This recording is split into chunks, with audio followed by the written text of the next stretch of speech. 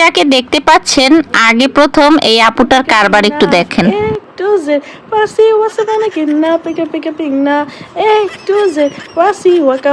এখন এই আপুর ব্যাপারে কিছু কথা আমি বলতে চাই, সেটা হচ্ছে এই যে টমেটো আপা, একে কিন্তু অনেক মানুষই খুব ভালোভাবে চিনে, আর কোনভাবে চিনে সেটা আমি জানি, আপনি জানেন, সবাই জানে। তো কথা হচ্ছে এর যে হাজবেন্ড, ভাই একে কিভাবে সহ্য করে বুঝতে পারতেছি না। এই যে পাগলামি সাগলামিগুলো করে, এগুলো কি আদৌ মানে তার বয়সের সাথে যায়?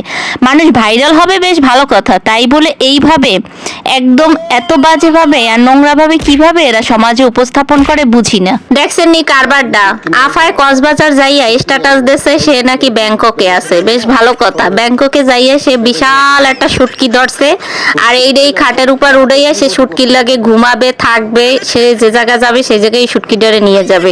কি একটা অবস্থা রে ভাই, এর কেমন কন্টেন্ট আমি বুঝি না, আর এগুলারে সমাজের মানুষ কেমনে সহ্য করে। আবু পেটে নিয়ে বৃষ্টির ভিতরে সেদিন আমি ক্ষেতের মাঝখানে যেভাবে ঠাস করে পড়ে গিয়েছিলাম, আপনারা সবাই জানতে চেয়েছিলেন যে আপু আপনি কি খুব ব্যথা পেয়েছিলেন বা আপনার কি কোনো ক্ষতি হয়েছিল কিনা। না আপু, আপনি কিভাবে ব্যথা পাবেন? আপনার এই জলদস্যু শরীর নিয়ে আপনি একদম জায়গায় ভাটকাইয়ে পড়ে গেছেন মাঠের মাঝখানে, আপনার কি ব্যথা পাওয়ার কথা বলেন? এত বড় একটা শরীর নিয়ে আপনি যে পড়ে গেছেন, আসলে ওই জমিরই ব্যথা লাগছে, আপনার ব্যথা লাগবে কোন জায়গায় বলেন?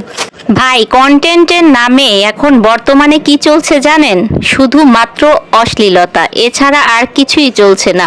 আমাদের সমাজে এরা ভালো কোনো কিছু বয়ে আনতে পারে না, শিক্ষণীয় কিছু করতেও পারে না। যদিও আমিও পারি না, ঠিক আছে, কিন্তু নোংরামি ছড়াচ্ছি না অ্যাটলিস্ট। এরা কি করতেছে বলেন? এদের কি শিখবে? এদের দেখে শেখার মূলত কিছুই নেই। এরা সমাজের এক একটা কিট, এছাড়া আর কিছু না। আর আমাদের উচিত এই সমস্ত ভিডিও স্কিপ করা। আমাদের এই দেখার কারণেই কিন্তু এরা এই পর্যায়ে চলে গেছে।